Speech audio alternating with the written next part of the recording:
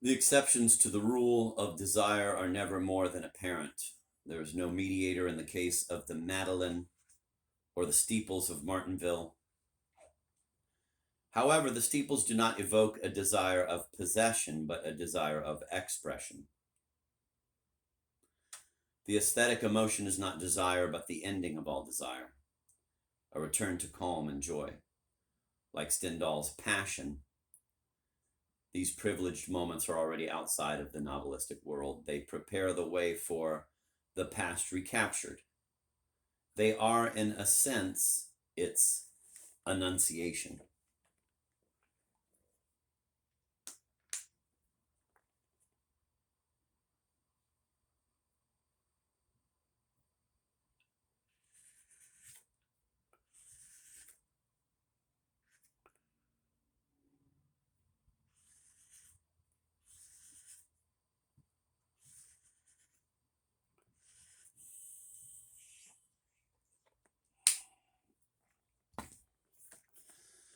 Desire is one. There is no break in continuity between the child and the snob, between Cambrai and cities of the plain. We often wonder a little uneasily about the age of the narrator, for childhood does not exist in Proust.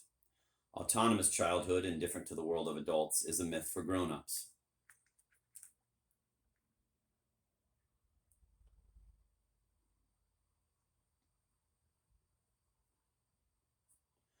The romantic art of recovering childhood is no more serious than Hugo's art d'être grand-père. Those who flaunt a childish spontaneity wish above all to distinguish themselves from others. The adults, their fellow men, and nothing is less childish than that. Let me read that again. Those who flaunt a childish spontaneity wish above all to distinguish themselves from others, the adults, their fellow men, and nothing is less childish than that.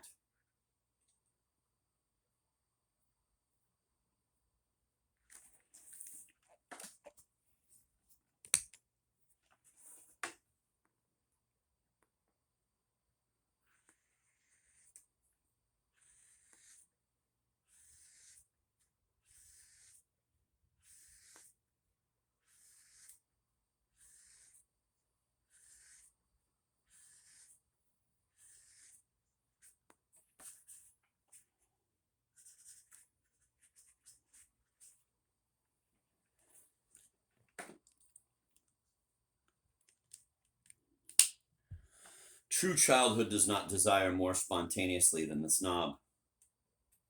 The snob desires no less intensely than the child. Those who see an abyss between the snob and the child should take another look at the episode of the actress Burma. Is it the snob or the child in whom the writings of a Bergot or the words of a Norpois stir up an emotion that is forever foreign to the work of art, which serves merely as a pretext for that emotion? The genius of Proust wipes out frontiers which to us seem carved into human nature. We may choose to reestablish them. We can draw an arbitrary line in the novelistic universe. We can bless Cambrai and curse the Faubourg Saint-Germain.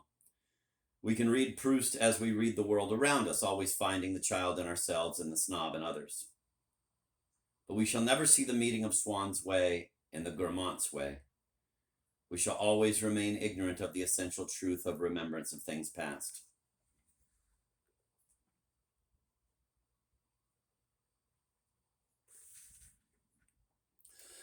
Desire is triangular in the child just as it is in the snob.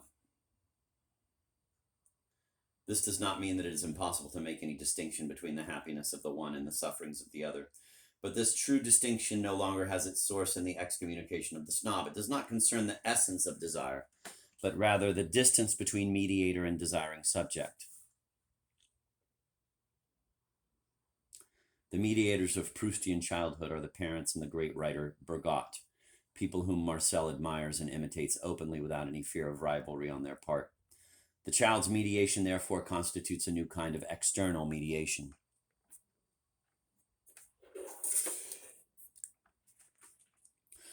The child enjoys in his universe both happiness and peace, but this universe is already threatened. When the mother refuses her son a kiss, she is already playing the double role characteristic of internal mediation. She is both the instigator of desire and a relentless guardian forbidding its fulfillment. The god of the family brutally changes face. The nightly agonies of Cambrai foreshadow the agonies of the snob and the lover. Proust is not the only one who sees a close relationship, paradoxical to us, between snob and child. Together with that Beauvorism triumphant, which is snobism, Jules de Gaultier discovers puerile Beauvorism, and he describes the two in very similar terms. Snobism is, quote, all the means used by a person to prevent the appearance of his true self in the field of his consciousness, in order to project continuously into it a finer character in which he recognizes himself, end of quote. As for the child, quote, in order to see himself differently, he attributes to himself the qualities and aptitudes of the model who has fascinated him, end of quote. Puerile Beauvorism reproduces exactly the mechanism of Proustian desire as revealed in the episode of the actress Burma. Childhood is the natural state in which the ability to imagine oneself otherwise is most evident. The child exhibits an extraordinary sensitivity to all impulses coming from outside, and at the same time a surprising eagerness for all the learning acquired by human knowledge and enclosed in ideas which enable it to be communicated. By referring to our memories, each can see how slight a power reality has over the mind at this age, and how great, on the other hand, was the mind's ability to distort reality. The child's eagerness has, on the contrary, a boundless faith in what is taught. The printed word bears even more certainty than what his eye can see. For a long time, an idea, because of its universal character, holds more authority for him than his individual experiences. One would think this a commentary on the passages just quoted from Proust, but Gaultier was writing before Proust, and it was Flaubert he had in mind.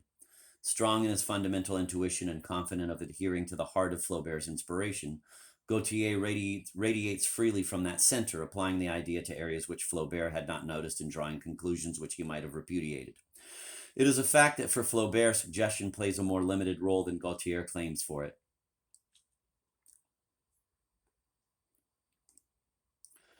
Suggestion never goes so far as to triumph over an experience which it would formally contradict. It limits itself to enlarging an incomplete experience in order to distort its meaning, or at most, filling the void left by the lack of experience. The most suggestive passages of the essay are sometimes the most debatable from a strictly Flaubertian point of view. But Gaultier, for all that, does not fall into the purely imaginary. He has only to give himself up to his Beauveric inspiration. He has only to push to their ultimate conclusions the principles he has extracted from the works of Flaubert in order to sketch the great laws of Proustian psychology. Would this be the case if the works of the two novelists were not rooted in the same intersubjective and metaphysical substratum? 24 hours after her performance, Marcel is convinced that Burma has given him all the pleasure he had expected from her. The agonizing conflict between personal experience and the testimony of others is resolved in favor of the others. But choosing the other in such cases is only a particular way of choosing oneself. It is to choose again the old self whose competence and taste will not be questioned, thanks to M. de Norpois and the journalist in Le Figaro. It is to believe in oneself thanks to the other. The operation would not be possible without an almost instantaneous forgetting of the genuine impression. This self-interested forgetfulness lasts until the past recaptured, a veritable river of living memory, a veritable resurrection of truth which makes it possible to write the episode about Burma. Before this rediscovery of time, the Burma episode would have been confined, had Proust written it then, to the opinion of M. de Norpois and that of Le Figaro. Proust would have presented this as his own authentic opinion, and the reader of 1905 would have been in ecstasies over the precociousness of the young artist and the subtlety of his judgment. Jean Santoul is full of scenes of this kind. The hero of this first novel is always seen in a romantic and favorable light. Jean Santoul is a book which lacks genius. It precedes the experience of the past recaptured. Novelistic genius springs from the latter. Proust always maintained that the aesthetic revolution of the past recaptured was in the first place a spiritual revolution. Now we see how right Proust was. Recapturing the past is recapturing the original impression beneath the opinion of others which hides it. It is to recognize that this opinion is not one's own. It is to understand that the process of mediation creates a very vivid impression of autonomy and spontaneity precisely when we are no longer autonomous and spontaneous. Recapturing the past is to welcome a truth which most men spend their lives trying to escape, to recognize that one has always copied others in order to seem original in their eyes and in one's own. Recapturing the past is to destroy a little of one's pride.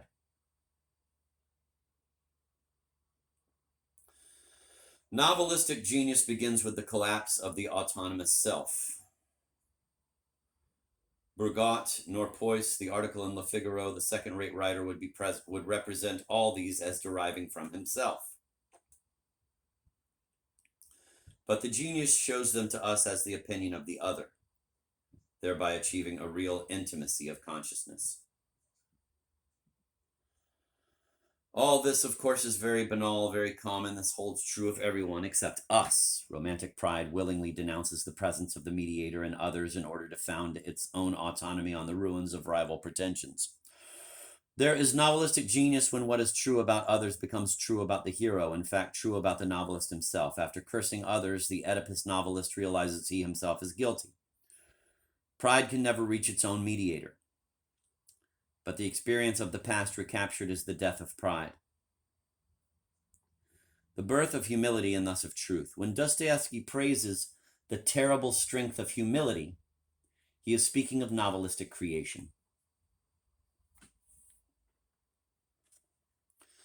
The symbolist theory of desire is therefore as anti-novelistic as Stendhalian crystallization in its original form. These theories describe a desire without a mediator.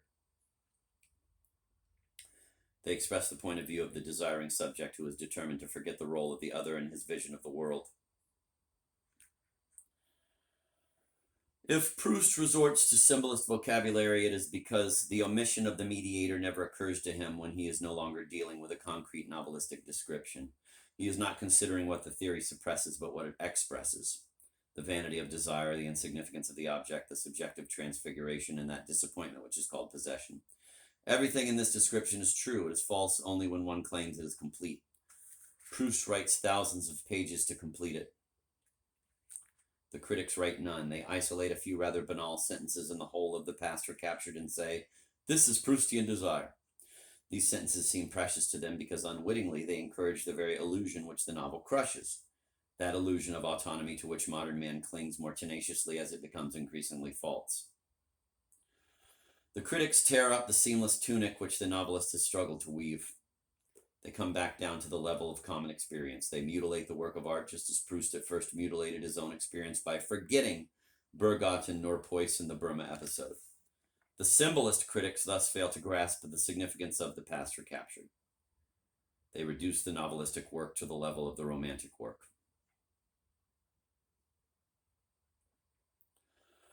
Romantics and symbolists want a transfiguring desire which is completely spontaneous. They do not want to hear any talk about the other. They turn away from the dark side of desire, claiming it is unrelated to their lovely poetic dream and denying that it is its price. At the end of his dream, the novelist shows us the sinister retinue of internal mediation, envy, jealousy, and impotent hatred. Stendhal's formula remains strikingly true when it is applied to Proust's universe. Once childhood is left behind, every transfiguration is accompanied by intense suffering. Reverie and rivalry overlap so perfectly that novelistic truth separates like curdled milk when one isolates the elements of Proustian desire. Only two wretched lies are left, the interior Proust and the psychologist Proust. We are left an unanswerable question. How did these two contradictory abstractions ever create remembrance of things past?